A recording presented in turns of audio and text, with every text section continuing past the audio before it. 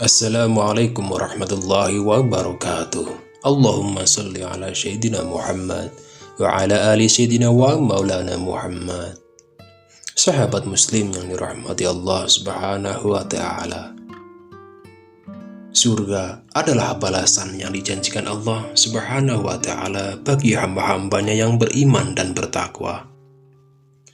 Dalam kitab Fadilah Amal menerangkan, ada 3 amalan yang dilakukan manusia ketika hidup di dunia sehingga dia masuk surga tanpa dihisab. Pertama, ketika orang yang selalu mengingat dan memuji Allah dalam keadaan bahagia ataupun susah. Yang kedua, orang yang sibuk beribadah pada malam, seperti sholat hajat, tahajud, dan berzikir, dan menjauhkan diri dari tempat tidurnya. Yang ketiga, orang yang berdagang, tidak mengurangi timbangan dan jual beli, tidak melupakan Allah. Rasulullah SAW bersabda, pada hari kiamat semua orang akan dikumpulkan di suatu tempat, suatu yang diumumkan malaikat pasti akan terdengar semua orang. Malaikat mengumumkan, di manakah orang yang selalu mengingat dan memuji Allah dalam keadaan senang ataupun susah? Mendengar pengumuman itu, sekelompok manusia berdiri dan masuk surga tanpa hisab. Lalu, malaikat akan mengumpulkan lagi di mana orang yang sibuk beribadah pada malam hari dan menjauhkan diri dari tempat tidurnya.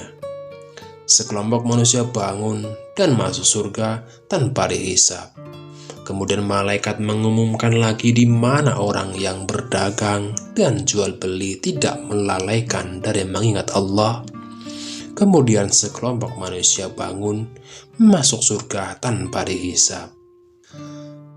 Riwayat ini juga ditegaskan dalam riwayat lain, dikutip dari kitab Ad-Dur Al-Mansur, yaitu akan diumumkan penduduk masyar untuk melihat siapakah orang yang mulia. Kemudian akan diumumkan lagi, mereka adalah orang yang kesibukan perdagangannya tidak menghalangi dia dari mengingat Allah dan dari mendirikan sholat. Dalam kitab Tanbih Al-Ghafilin dijelaskan pula, orang-orang itu masuk surga tanpa hisab. Muncullah dari jahanam seekor binatang yang lehernya panjang, matanya berkilat, dan fasih berbicara. Lalu binatang itu melompat ke arah manusia sambil berkata, "Aku diperintahkan untuk mengambil orang-orang yang sombong dan buruk akhlaknya."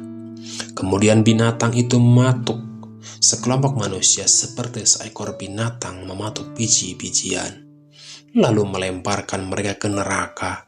Selanjutnya seekor binatang itu keluar lagi dan berkata, "Kini aku diutus kepada setiap orang yang membuat Allah dan Rasul-Nya murka."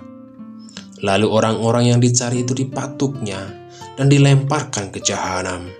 Kemudian binatang itu muncul lagi dan menargetkan orang-orang yang suka menggambar dan melukis makhluk hidup. Lalu orang-orang yang dicari itu dipatuknya dan dilemparkan ke jahanam. Setelah ketiga golongan itu masuk neraka, barulah hisab dimulai. Wallahu a'lam.